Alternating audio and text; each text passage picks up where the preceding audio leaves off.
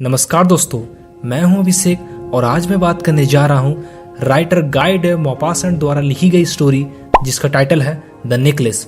दोस्तों, राइटर गाय day मॉपासेंट 19th century के एक फेमस राइटर थे जिन्हें रियल लाइफ सिचुएशंस पर आधारित शॉर्ट स्टोरीज के लिए लोकप्रिय रूप से याद किया जाता है। दोस्तों, यह स्टोरी मटिल्डा लॉयजल और उसके हस्बैंड के बारे में है। दरअसल यह स्टोरी हमें सिखाती है कि हमारे पास जो कुछ भी है उससे हमें खुश रहना चाहिए। हमें लग्जरियस चीज़ों का लालच नहीं करना चाहिए और ऐसी चीज़ों का इस्तेमाल बिल्कुल नहीं करना चाहिए जो कि हम अफोर्ड नहीं कर सकते। तो आइए दोस्तों, शुरू से इस स्टोरी को समझने की कोशिश करते हैं। यह फिक्शनल शॉर्ट स्टोरी एक खूबसूरत लड़की मटिल्डा लॉयजल के बारे में है जो कि अपने हस्बैंड के साथ एक छोटे से फ्लैट में रहती थी। मटिल्डा के हस्बैंड बोर्ड ऑफ एजुकेशन के ऑफिस में एक क्लर्क के रूप में काम करते थे और वे अपनी वाइफ मटिल्डा से बहुत प्यार करते थे। वे इतने अमीर नहीं थे कि लग्जरियस लाइफस्टाइल जी सके। मटिल्डा हमेशा अमीर बनना चाहती थी। वह अक्सर काफ़ी निराश महसूस करती थी और अपने फाइनेंशियल कंडीशन को लेकर परेशान रहती थी क्योंकि उसके पास रहने के लिए एक बड़ी सी हवेली और दौलत के लिए धन नहीं था। वह हमेशा मैचिंग ज्वेलरी के साथ खूबसूरत ड्रेस पहनना चाहती थी, लेकिन उसके पास ऐसा कुछ नहीं था। एक दिन मटिल्डा लॉयजल के हस्बैंड को मिनिस्टर के घर पर एक ग्रैंड बॉल पार्टी का इनविटेशन मिला। उन्हें उम्मीद थी कि इनविटेशन लेटर देखकर उनकी वाइफ काफ़ी एक्साइटेड होगी, लेकिन जब मटिल्डा ने इनविटेशन लेटर देखा तो वह काफ़ी नाराज़ हो गई और लेटर को एक तरफ फेंक दिया और अपनी हालत पर चिल्लाना शुरू कर दिया। उसने शिकायत करते हुए कहा कि इतने ग्रैंड ओकेशन पर पहनने के लिए एक सुंदर ड्रेस नहीं है। वह पार्टी में सुंदर दिखना चाहती थी ताकि हर कोई उसकी प्रशंसा कर सके। उसके हस्बैंड ने उसे एक सुंदर ड्रेस खरीदने के लिए अपनी बचत की हुई 400 फ्रैंक्स दे दी। उन्होंने उस अमाउंट को अपने राइफल खरीदने के लिए बचाया था, लेकिन अपनी वाइफ को उसकी ड्रेस खरीदने के लिए पैसे दे दिए। जल्द ही ग्रैंड पार्टी का सप्ताह आ गया। मटिल्डा फिर से चिंतित लग रही थी।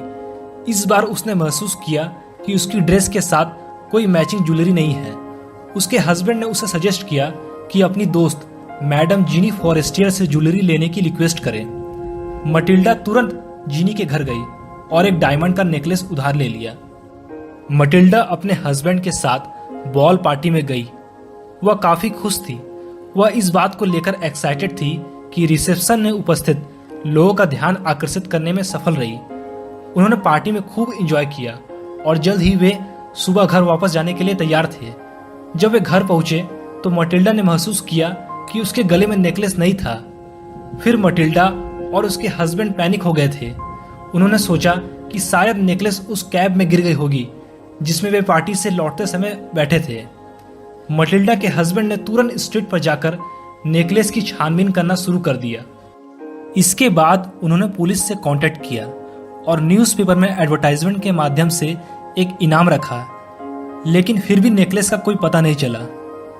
फिर मटिल्डा के हस्बैंड ने मटिल्डा से मैडम फॉरेस्टियर के लिए एक लेटर लिखवाया और उसमें मेंशन करने को कहा कि नेकलेस का क्लास्प टूट गया था और रिपेयर करवाने के बाद वह इसे वापस कर देगी। इसी बीच उन्हें नेकलेस का एक रेप्लिका मिला और उन्होंने पुराने की जगह बदलने का फैसला किया। हालांकि नया नेकलेस बहुत महंगा था और इसकी कीमत 36,000 फ्रैंक्स थी। मटिल्डा के फादर इन लॉ ने अपने बेटे के लिए 18,000 फ्रैंक्स छोड़कर गए थे। फिर मटिल्डा और उसके हस्बैंड ने बचे हुए पैसे उधार लेने का फैसला किया ताकि महंगा नेकलेस खरीद सके।